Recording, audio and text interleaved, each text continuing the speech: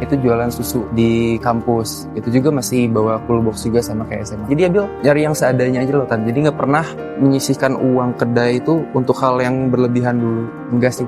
Tapi kalau misalkan dikasih nggak nolak kan.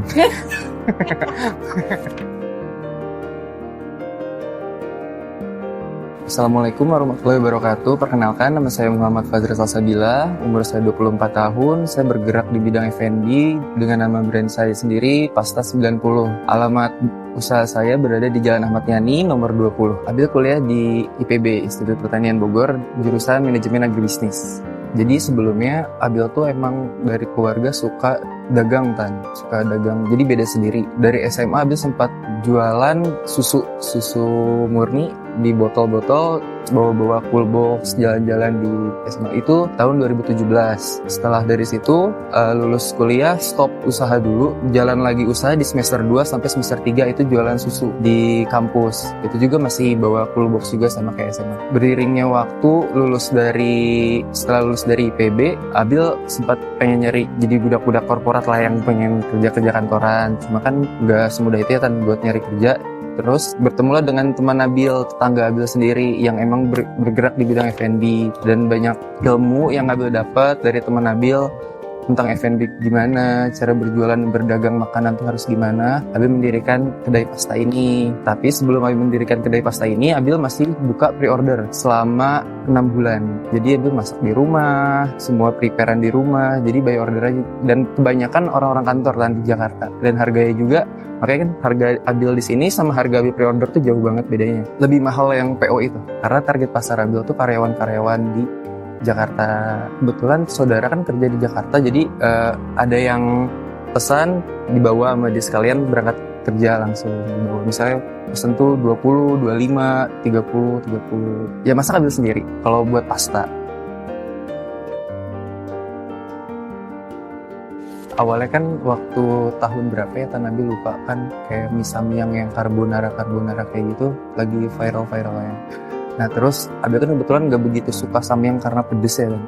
Nah Abil pengen buat carbonara. Itu pertama tuh ada di kos-kosan ngebuat carbonara. Emang dari dulu tuh emang doyan masak. Jadi kayak misalkan ada pedagang apa, selalu Abil tanya, Mas ini apa sih ingredientsnya, ini apa, ini cara buatnya gimana. Sampai Abil suka meraktekin kalau di rumah tuh masak buat pasta. Pertama tuh carbonara yang Abil buat. Terus orang-orang bilang ke Abil, wah enak loh ini, bisa dijual, kenapa nggak jualan aja, coba deh PO dulu aja start awalnya, siapa tahu ada yang suka, target pasarnya ada. Dan alhamdulillah sampai sekarang kalau ada orang yang pesan karbo tuh Abil kan selalu nanya, karena Abil habis gak karbonya, alhamdulillah habis terusan. Jadi nggak pernah ada yang, kan ada ya orang pesan tuh nggak habis gitu, itu alhamdulillah habis terus kalau buat carbonara. Tapi kalau buat yang lainnya kadang ada yang habis, nggak tahu ya kenyang atau gimana. Di sini range harga terendah tuh dari minuman ya, dari 7.000 sampai 49.000. Kalau makanan dari 36.000 sampai 49.000.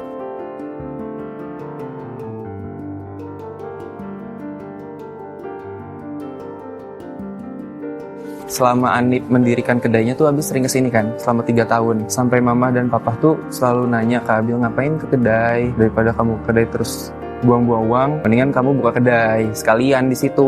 Nah dari situlah Abil juga digerakin oleh teman-teman Abil, udah buka aja kedai di sini. Kebetulan kan banyak tenan-tenan yang kosong tuh setelah 3 tahun itu kan. Dan Abil ngambil tenan ini. Sebenarnya di situ tuh masih bingung apa yang Abil jual ya. Konsul lah ke mamahnya Anif, terus dikasih tau udah jual pasta aja, coba dulu. Selagi punya kesempatan, ya dibilang privilege dapat tempat di sini, coba aja deh Bil jual pasta. Siapa tahu kan ada pasarnya sendiri kalau pasta, walaupun di sini masakannya banyak kan masakan Nusantara, coba ke western gitu.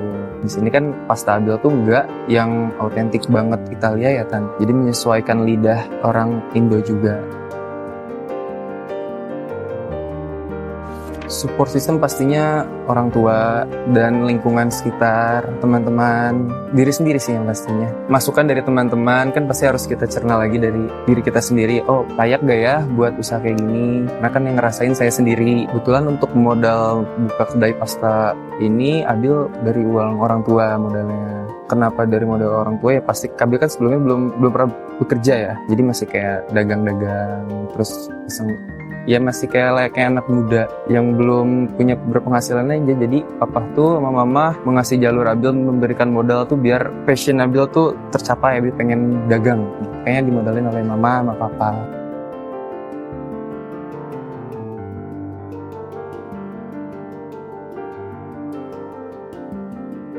Pertama Abil buka usaha ini totalnya 20 juta. Tapi kan berhubung bangunan ini tuh udah ada, jadi Abil 20 juta tuh cuma merenovasi kerusakan-kerusakan dari bangunan ini aja. Kalau untuk sekarang masih dua yang kerja. Dan sama Abil tuh jadi 3. Karena kan kalau pasta tuh harus Abil yang masak ya kan. Kalau misalkan buat hot plate, nasi kayak gitu, mereka bisa. Alhamdulillah dari awal Abil buka kedai ini, Abil nggak pernah dikasih buat kurangan buat bayar karyawan, bayar sewa. Jadi stok juga alhamdulillah aman. Jadi selalu ketutup gitu loh Tan.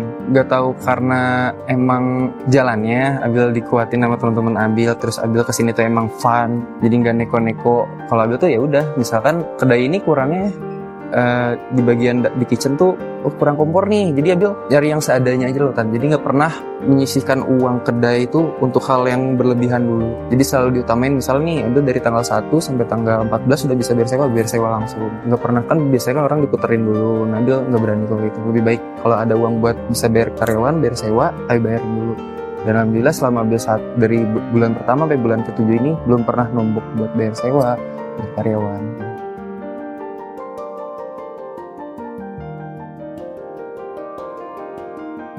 Kalau Abil tuh omset terbesar Abil tuh masih di 28 juta. Itu masih bersih ya Tan. Tapi kalau terkecil tuh di 2 bulan terakhir itu pernah 13 juta. Lagi turun-turunnya kedai.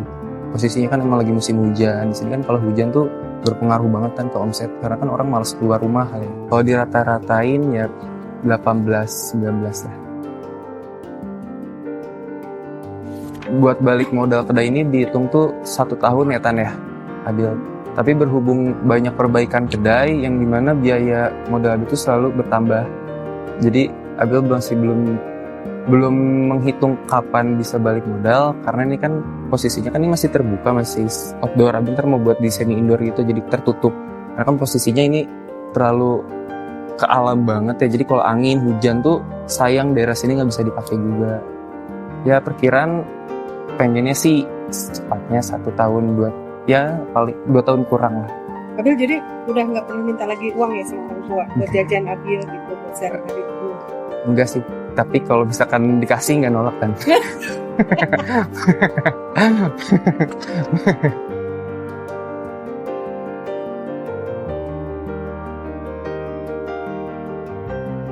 Kalau buat kendala itu pertama yang namanya orang dagang kan pasti ada naik turunnya ya Tan. Kalau misalkan sepi itu kan pasti ada uang yang kepake buat cuma bayar sewa dan karyawan. Jadi stok tuh gak bisa tertutup.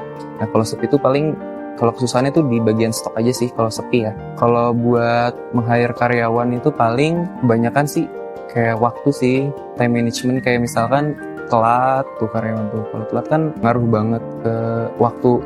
Setelah dia datang kan itu kan harus preparean, jam 3 tuh harus beres semua. Kalau misalnya dia tuh jadi beresnya jam 5, jadi start jualan tuh paling gak lebih dari 7 jam, paling 5 jam, 6 jam. Itu kan saya kan tutup tuh jam 11 kurang.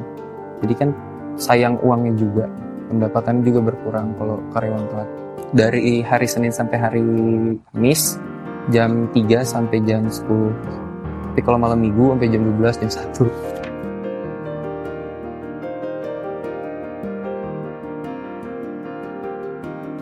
Kalau feedback dari negatif dulu ya kan. Kalau negatif itu lebih banyaknya karena lama ya. Kita kan nggak bisa, kadang tuh customer tuh nggak bisa sabarnya tuh kan, kita tuh buat masakan ini kan nggak bisa langsung siap saji gitu ya. Jadi harus ada proses. Dan dimana bill tuh selalu nambah, customer selalu datang.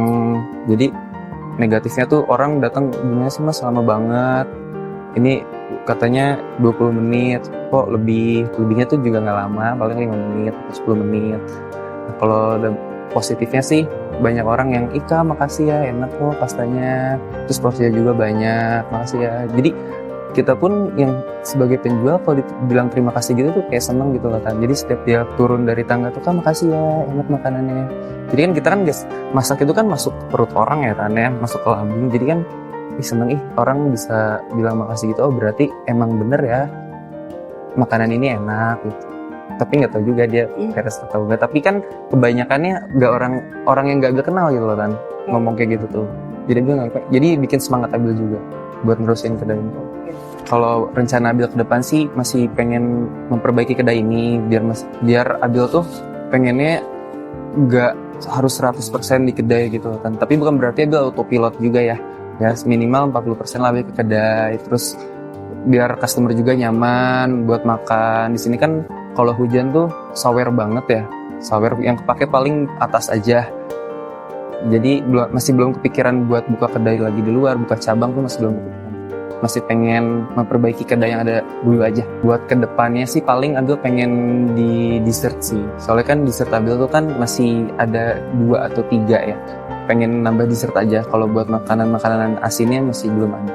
Jenis dessertnya apa? Dessertnya tuh di sini kan masih ada eclair sama Bonovi. Nah, Abil pengen jual cokolava. Cuma cokolavanya tuh yang beda dari yang lain lah pokoknya.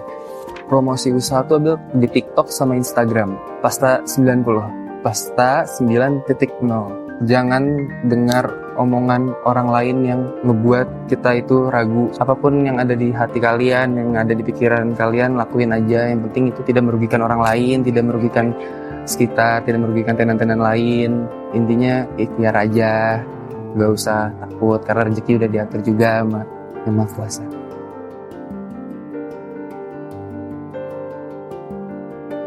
Jangan lupa ya, mampir di kedai Pasta 90 yang berada di Jalan Ahmad Yani nomor 20. Di sini banyak makanan-makanan yang enak kok guys, jadi jangan takut untuk lapar. Lapar kalian tidak terbayarkan dengan uang Anda. Terima kasih, bye-bye.